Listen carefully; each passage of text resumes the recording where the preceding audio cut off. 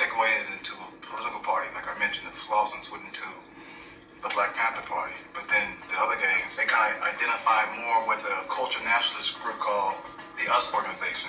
We have gotten our manhood back by the acts of violence. When the brother throws a brick or snipes from a building, these guys had, different philosophies. They didn't really, get along with each other's philosophy. They didn't believe in each other's what they were doing. Panthers are more about confrontation, confronting the man. The US organization, from my understanding, was a little more abstract about, their rage. Well, I'm a little more aggressive. I can fight a little better. I'm a little stronger, but I'll go with punching them.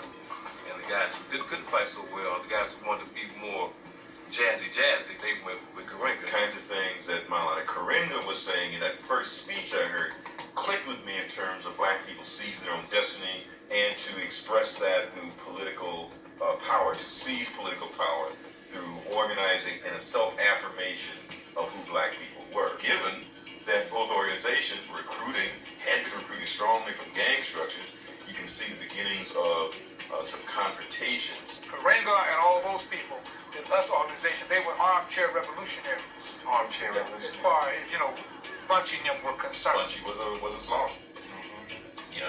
And a lot of it, again, is being acted out, or was being acted out at that point, the politicized environment. So they kind of antagonized each other a little bit. They both were trying to jockey for position in Los Angeles at that vital time. At what point did US declare Panthers, or did they ever declare Panthers as like enemies? I don't ever remember there being that kind of formal war council where that was actually declared. As things escalated and as the body count escalated, it was clear that there was a serious competition going on. As everybody now knows, that was exacerbated by the intervention of the state, i.e. COINTELPRO.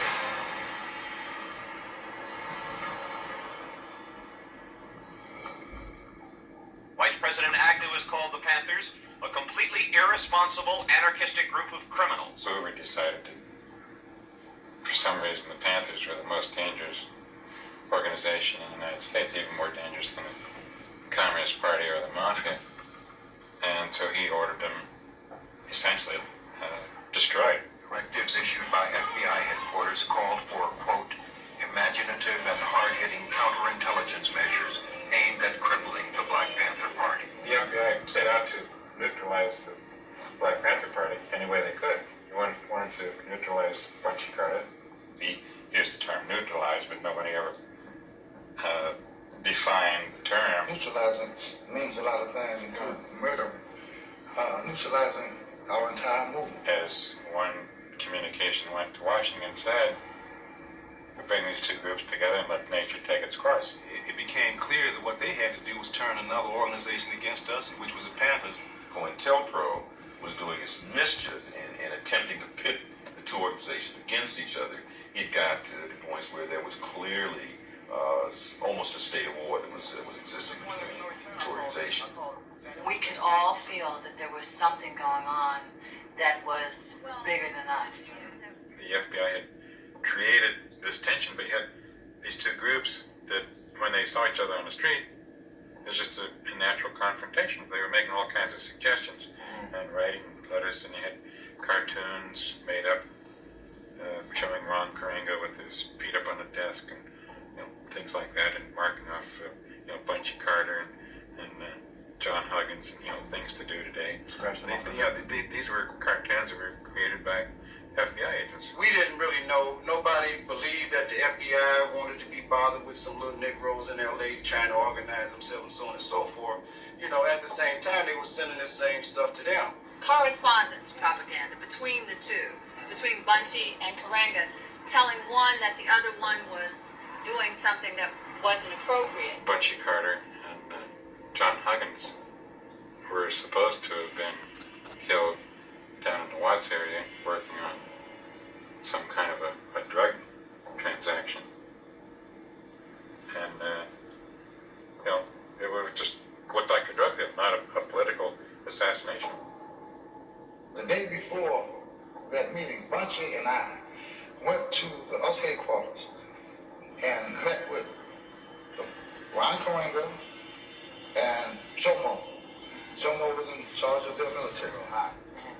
We had an agreement that however the students voted, if they voted for cultural nationalism, the Panthers would support that. If they voted for revolutionary nationalism, us would support that. Once you realized what was going down, he jumped over a row of chairs. He got shot through the chair. So the bullet expanded and hit his chest, expanded, and he died instantly. January 17th, 1969, Bunchy Carter was killed on the campus of UCLA. You know what I mean? And for some reason, the US organization kind of got the blame for it. Somebody from the US would have served as the killer. Right. As an instigator, or what we would call, agent provocateur.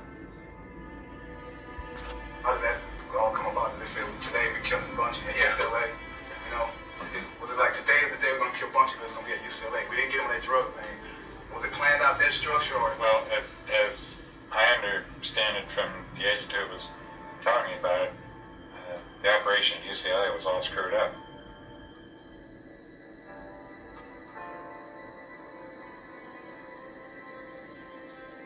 Incident at UCLA was manifested how? By the FBI, but at the time, we were naive and we thought that it was just another move by the US organization. There's a lot of what I call ghetto folk tales. You know what I mean? Some of it's true, some of it's not. Sometimes our own personal perspective kind of overshadows what really went on. I wanted to clear up what was really going on, before my time. I don't believe that Karanga was working for the FBI. He might have been manipulated by the FBI. I was comfortable in making Karanga the villain. Then I had to talk to Geronimo. He was like, nah. For all of these years, the US organization has been getting a bum rap behind that killing. I'm sure Bunchy, above all, would be turning over in his grave if we were not to straighten this out. Some kind of memorandum was uncovered from the FBI, which declared, though we did not pull the trigger on that day, January 1969, we did cause the unrest that preceded it. When they killed Bunchy and John, the word came down that it was to be no retaliation, that we were not going to engage in that because that would defeat the very principles that we had started on, and that we were not going to get involved in blacks killing blacks.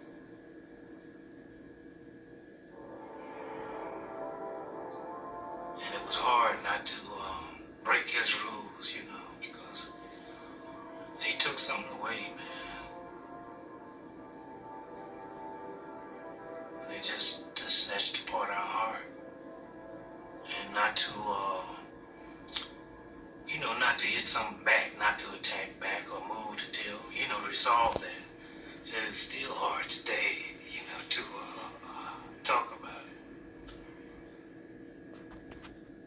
it. Most of it was really crap. It was a waste of time. We destroyed a lot of lives.